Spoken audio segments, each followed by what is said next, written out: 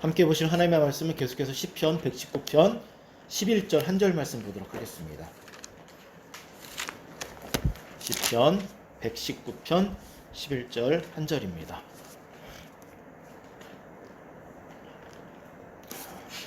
우리 11절 말씀 함께 읽도록 하겠습니다. 시작. 내가 주께 범죄하지 아니하려 하여 주의 말씀을 내 마음에 두었나이다. 아멘. 네, 계속해서 시편 119편 말씀을 통하여서 성숙한 그리스도인의 삶의 모습에 대해서 말씀을 살펴보고 있습니다. 그리고 또 지난 주일에는 여러분들 기억하실 것입니다. 전심으로 하나님을 찾는 삶에 대해서 말씀을 나누었습니다. 오늘 이 시간에는 말씀을 이어서 오늘은 어떤 말씀을 나누려고 하냐면 성숙한 그리스도인들은 반드시 하나님의 말씀을 소중하게 여긴다라는 것입니다.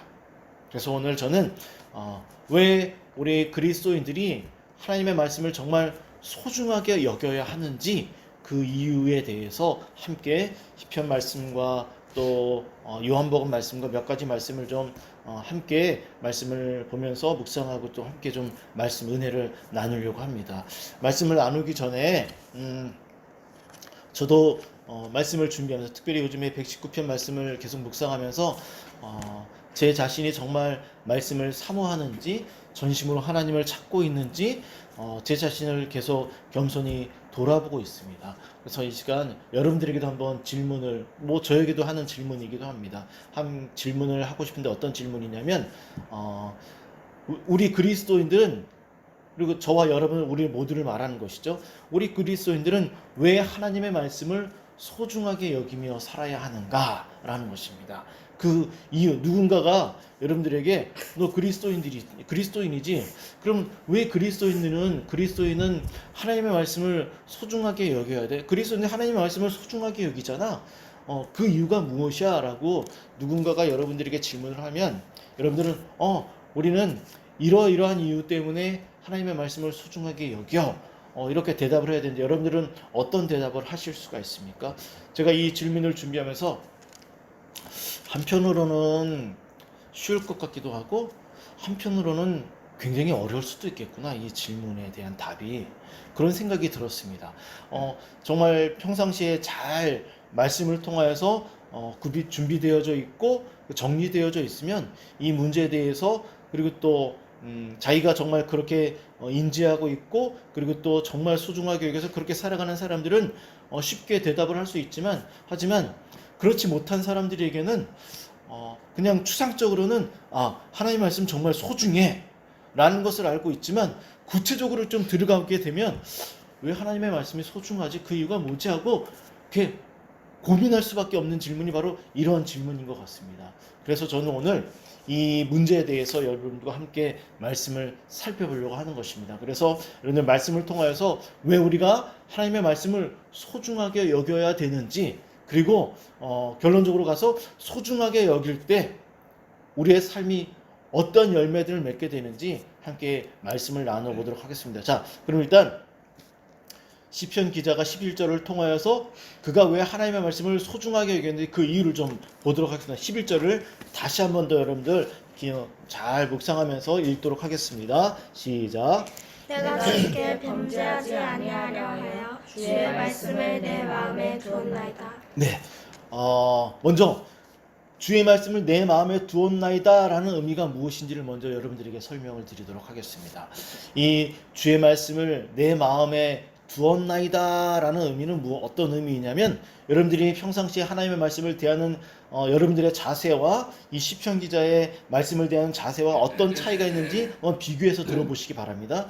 시편 기자가 주의 말씀을 내 마음에 두었나이다 라는 의미는 어떤 의미냐면 내가 말씀에 내 마음을 빼앗겼습니다. 내가 하나님의 말씀을 정말 사모합니다. 이런 의미로서 이렇게 말을 하는 것입니다. 시편 기자는 자신의 신앙의 경험을 통하여서 하나님의 말씀의 소중함을 깨달았던 것입니다. 그래서 그는 전심으로 말씀을 사모하게 된 것입니다. 이것은 마치 사랑하는 남녀가 서로에게 마음을 빼앗기는 것, 그리고 상대방을 너무나 사모하는 것, 상대방을 정말 하루라도 못 보면 막 그립고 막 너무나 사모하는 그런 마음들, 그런 마음의 의미가 바로 하나님의 말씀을 내 마음에 두었습니다. 내 마음이 하나님의 말씀에 마음을 빼앗겼습니다. 내 마음에는 항상 하나님의 말씀이 담겨져 있습니다. 라는 그런 의미로서 쓰인 것이 바로 하나님의 말씀을 내 마음에 두었나이다 라는 의미라는 것입니다. 그럼 시편 기자가 하나님의 말씀을 정말 이처럼 소중하게 여겼던 이유, 그 이유를 깨달았던 이유, 그것은 바로 이것입니다. 11절을 보면 내가 주께 범죄하지 아니하려 하여서, 바로 하나님의 말씀을 내 마음에 두게 될 때 어떤 일이 나타나는가? 죄를 짓지 않을 수 있는, 범죄하는 마음으로부터 내 자신을 보호할 수 있는, 지킬 수 있는, 죄와 대항해서 싸울 수 있는, 이겨낼 수 있는 그런 모든 힘이, 하나님의 말씀이 내 마음을 지키고 보호하고 죄와 대항해서 싸워서 이길 수 있는 힘과 능력이 하나님의 말씀 안에 있다라는 것을 시편 기자가 깨달았다라는 것입니다. 참으로 놀랍죠. 어떻게 하나님의 말씀에 이런 강력한 능력이 있어서 죄와 더불어서 대항해서 싸워서 이길 수 있는가? 어떻게 하나님의 말씀이 내 마음을 지키고 보호해 줄 수 있는가? 어떻게 죄와 멀리 떨어지게 하고 거룩하게 만들 수 있는가? 여러분들은 이 시편 기자의 이 고백을 믿을 수 있고 받아들일 수 있겠습니까? 그래서 여러분들도 그래, 정말 죄를 멀리할 수 있는, 죄로부터 나를 지키고 보호해줄 수 있는 이 하나님의 말씀을 정말 신뢰할 수 있고, 그래서 이 말씀이 정말 왜 소중한지 비로소 깨닫고 이 말씀을 정말 내 마음에 담겠다라고 여러분들도 그렇게 고백할 수 있겠습니까? 시편 기자는 이것을 경험을 했기 때문에 지금 고백할 수 있다라는 것입니다. 제가 여러분들에게 여러 번 강조해서 드린 말씀이 있습니다. 그것은 바로 하나님의 말씀 그 자체에 능력이 있다라는 것입니다. 그리고 주의 성령께서는 언제나 말씀 안에서 가장 강력하게 역사하신다 라고 그렇게 말씀을 여러 수차례 여러분들에게 드렸습니다. 그렇습니다. 하나님의 말씀은 그 말씀 그 자체 안에 강력한 능력과 힘과 권세가 있습니다. 여러분들, 이 말씀의 이 권세, 이 능력, 여러분들은 실제적으로 경험할 필요가 있습니다. 그래야지만 여러분들도 시편 기자처럼 내가 이러한 이유로 인하여서 하나님의 말씀을 진정으로 사모하고, 그래서 내가 말씀을 묵상하고, 그래서 말씀을 암송하고, 그래서 하나님의 말씀을 듣기를 소중하게 여기고, 그래서 하나님의 말씀을 내 마음에 정말 담아두려고 하는 그런 간절한 의지가 여러분들 안에 스스로 고백할 수 있고, 그렇게 스스로 그러한 삶을 살아낼 수 있어야 한다는 것입니다. 실제로 제가 찾아서 읽어드리도록 하겠습니다. 에베소서 6장 17절 말씀을 보면 하나님의 말씀을 통해서 이렇게 말을 합니다. 6장 17절입니다. 제가 읽어드리도록 하겠습니다. 구원의 투구와 성령의 검 곧 하나님의 말씀을 가지라 라고 하면서, 여기 하나님의 말씀을 성령의 검 2000년 전의 검, 지금은 검을 잘 쓰지 않지만 검, 바로 가장 강력한 공격력 무기 중에 하나가 바로 검이었죠. 검. 성경은 하나님의 말씀을 성령의 검이라고 그렇게 표현하고 있는 것을 우리가 말씀을 통해서 확인할 수가 있습니다. 성령의 검, 바로 마귀와 죄와 더불어서 대항해서 싸워서 이길 수 있는 능력이 바로 하나님의 말씀에 있다라는 것을 여러분들이 믿을 수 있어야 한다는 것입니다. 저는 이 죄를 이기기 위하여서 하나님의 말씀을 내 마음에 두었다라는 이 말씀을 좀 더 구체적으로, 좀 더 실제적으로 확인해 보기 위하여서 이제부터는 요한복음 17장으로 넘어가서 이 말씀의 의미를 좀 더 깊이 좀 찾아보도록 하겠습니다. 다 함께 요한복음 17장으로 좀 넘어가 보도록 하겠습니다. 요한복음 17장 15절부터 17절 말씀을 함께 읽도록 하겠습니다. 요한복음 17장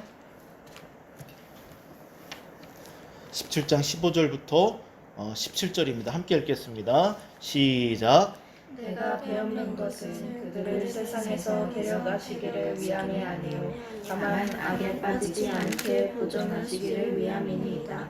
내가 세상에 속하지 아니함 같이 그들도 세상에 속하지 아니하였사옵나이다.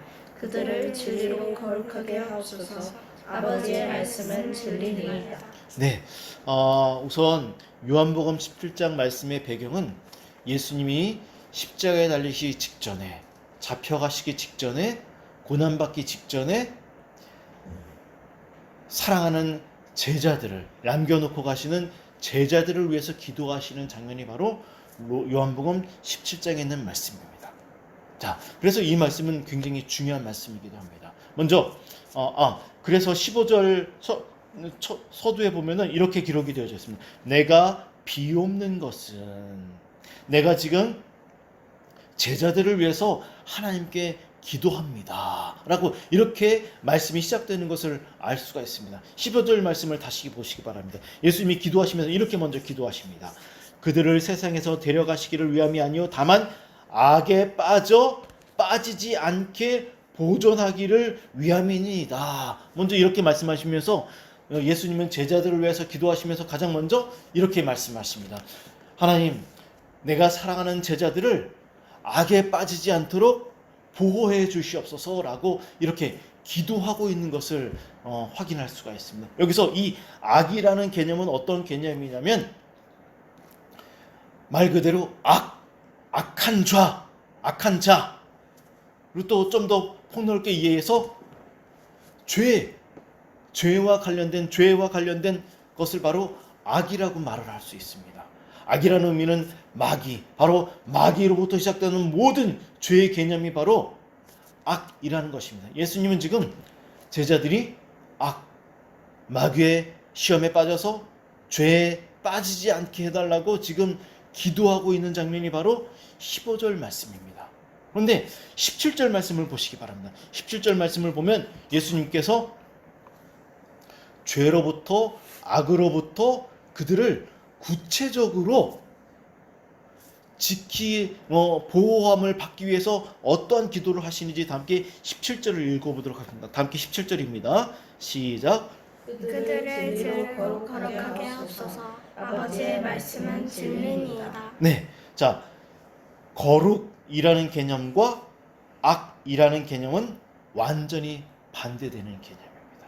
지금 예수님은 제자들을 죄로부터 보호해 주시고 거룩한 삶을 살아갈 수 있도록 은혜를 베풀어 달라고 하나님께 기도를 하고 있습니다. 자, 그러면 악에 빠지지 않는 것은 그러면 결론적으로 거룩한 삶을 살아가게 되는 것이죠. 그죠? 그렇게 이해할 수가 있습니다. 그러면 자, 그런 의미 속에서 17절에서 예수님께서 죄에 빠지지 아니하고 거룩한 삶을 살도록 하기 위해서 구체적으로 하나님께 기도하는 장면은 무엇이냐면 거룩하게 하옵소서 하고 다음에 아버지의 말씀은 진리니이다. 자, 그들을 진리로 거룩하게 하옵소서라고 말씀하신 다음에 그 진리가 무엇이냐면 바로 아버지의 말씀은 진리니이다 라고 이렇게 말씀하고 있는 것을 우리가 확인할 수가 있습니다.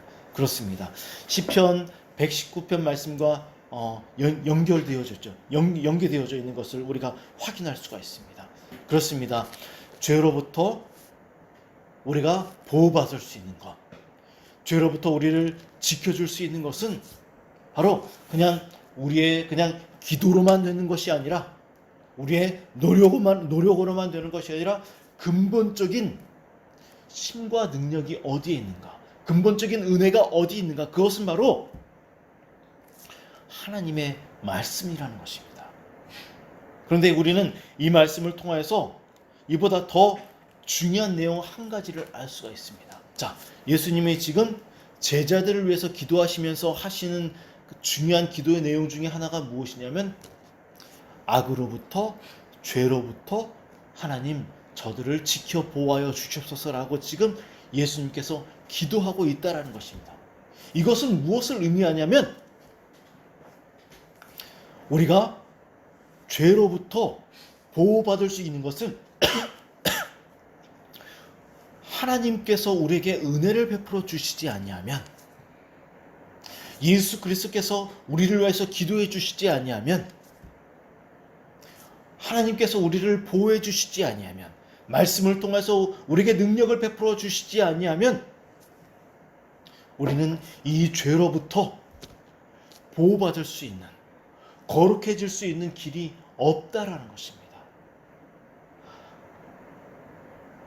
그만큼 이 죄가 강력하고 우리를 쓰러뜨리기 때문에 하나님께서 친히 이 문제를 놓고, 예수 그리스도께서 이 문제를 놓고 하나님 아버지께 기도하고 있다는 것을 우리가 말씀을 통해서 확인할 수 있다는 것입니다. 죄의 문제는 좀 전에 말씀드렸지만 결코 인간의 노력만으로는 결코 해결될 수 없고, 반드시 하나님의 은혜가 우리에게 부어질 때 비로소 이 죄의 문제를 우리가 어느 정도 해결할 수 있고 보호받을 수 있고 거룩한 삶을 살아낼 수 있다는 것입니다. 전심으로 하나님을 의지하지 않고서는 우리가 거룩한 삶을 살아낼 수 없다는 것입니다. 여러분들, 누군가가 여러분들에게 죄가 무엇이야? 죄는 무엇이야? 라고 죄에 대해서 여러분들에게 질문하면 여러분들 죄가 무엇이라고 말해줄 수 있습니까? 일반적으로 보편적으로 죄라고 하면 우리 보통 다 그렇게 생각을 합니다. 그냥 뭐 나쁜 짓을 하거나 도둑질을 하거나 쌈박질을 하거나 욕을 하거나 대략적으로 이렇게 정리할 수가 있습니다. 그죠? 하지만 제가 말씀을 준비하면서 또 말씀을 이렇게 또 생각을 정리하면서 그렇지 않다라는 것을 여러분들에게 말씀드리고 싶습니다. 죄는 우리가 호흡하는 것만큼 굉장히 많이 우리의 삶에서 우리가 시도 때도 없이 범하는 것이 죄입니다. 쉽게 말해서 우리는 거의 죄 없이 죄를 짓지 않고 살아갈 수 없을 정도로 죄를 남발하면서 살아갑니다. 이제 그 이유를 여러분들에게 하나하나 말씀드리도록 하겠습니다. 제가 요즘에 아내와 대화하면서 빠지지 않는 내용들 중에 하나가 바로 이것입니다. 너무 고달프다. 너무 피곤하다. 너무 힘들다. 스트레스가 많다. 화가 난다. 두렵다. 슬프다. 불안하다. 그리고 아프다. 막 이런 이야기들을 너무나 많이 합니다. 그리고 제 주변에 살고 있는 대부분의 지인들이 이러한 고단함과 슬픔과 고통과 이러한 삶에 빠져서 허덕이고 있는 것을 봅니다. 그뿐만이 아닙니다. 죽도록 땀 흘려 일해야 되고, 어떤 여자들은 아기를 출산할 때 극심한 고통을 경험합니다. 그리고 집 밖에든 집 안에서든 사회에서든 어디서든 늘 스트레스, 어려움이 우리의 삶에 따라다닙니다. 이런 모든 것들이 다 죄와 관련되어져 있습니다. 호흡하는 것만큼 죄는 우리들의 삶에 가득히 채워져 있습니다. 그럼 왜 그러한가? 우리 다 함께 창세기 3절 말씀으로 넘어가 보도록 하겠습니다. 창세기 3장 16절로 19절 말씀입니다. 창세기 3장 16절부터 19절입니다. 왜 죄가 우리의 삶에 이렇게 차고 넘쳐나고 끊어지지 않는가? 그 이유가 무엇인가? 16절부터 19절까지 다 함께 읽겠습니다. 시작. 또 여자에게 이르시되 내가 네게 임신하는 고통을 크게 더하리니 네가 수고하고 자식을 낳을 것이며 너는 남편을 원하고 남편은 너를 다스릴 것이니라 하시고 아담에게 이르시되 내가 내 아내의 말을 듣고 내가 내게 먹지 말라 한 나무의 열매를 먹었은즉 땅은 너로 말미암아 저주를 받고 너는 내 평생에 수고하여야 그 소산을 먹으리라. 땅이 내게 가시덤불과 엉겅퀴를 낼 것이라. 네가 먹을 것은 밭의 채소인즉 내가 흙으로 돌아갈 때까지 얼굴에 땀을 흘려야 먹을 것이 먹으리니 네가 그것으로 쉼을 입었으리라. 너는 흙이니 흙으로 돌아갈 것이니라 하시니라. 아멘. 자, 이 장면은 아담과 하와가 범죄한 이후에 하나님을 신뢰하지 못하고 범죄한 이후에 그 범죄한 대가로 그들의 삶이 앞으로 어떠해질 것인지에 대한 말씀입니다. 그렇죠? 죄의 결과로 나타나는 삶의 현상들에 대해서 우리가 경험하게 될 것들에 대해서 말씀하고 있습니다. 저는 몇 주 전에 죄의 심각성이라는 문제에 대해서 여러분들과 함께 말씀을 나눈 적이 있습니다.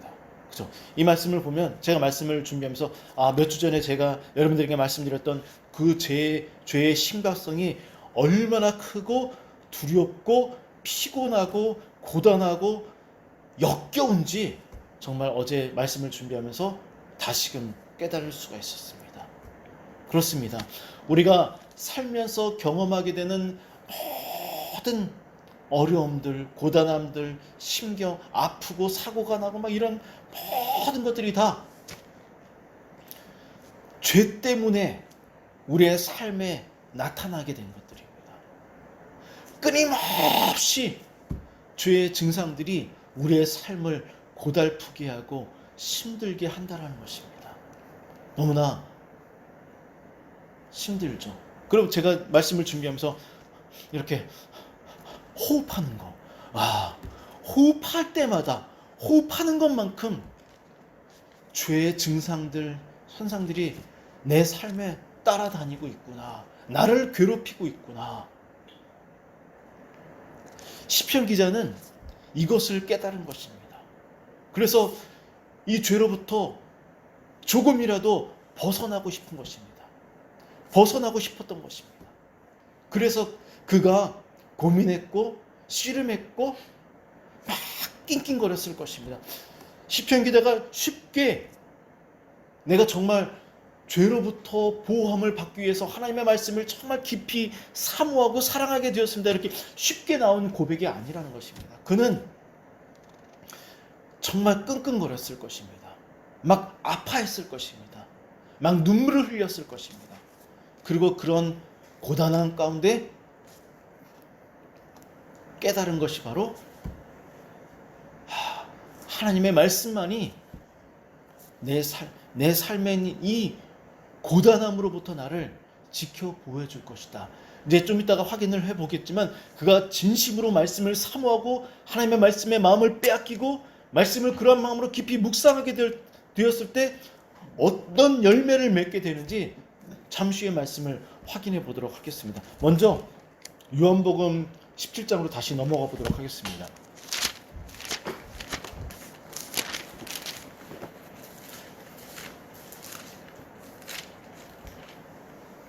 요한복음 17장 17절 말씀을 보면 예수님은 이렇게 말씀을 하십니다. 그들을 진리로 거룩하게 하옵소서라고 하는데 여기 이 진리로 거룩하게 하옵소서라는 말씀, 이 먼저 진리는 하나님의 말씀이죠. 여기 아버지의 말씀이 진리니다라고 여기서 해석을 예수님께서 해주셨기 때문에 우리는 이 진리가 하나님의 말씀이라는 것을 이해할 수가 있습니다.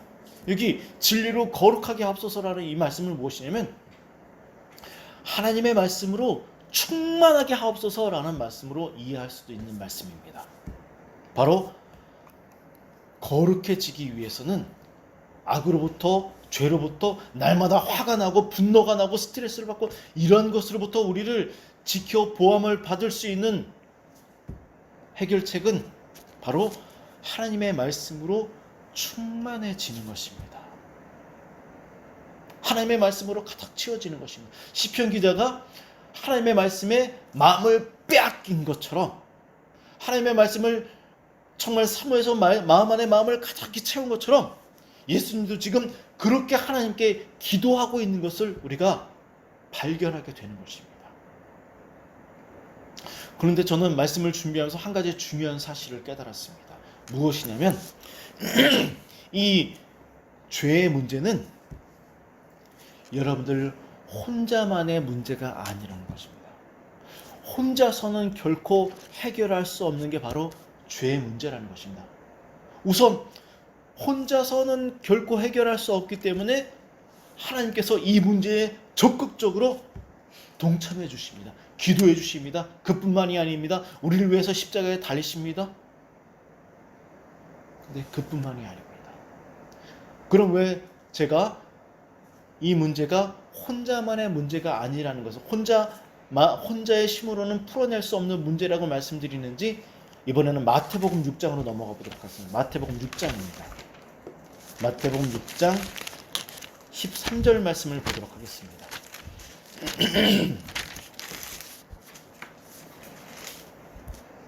마태복음 6장 13절입니다. 다 함께 읽겠습니다. 시작.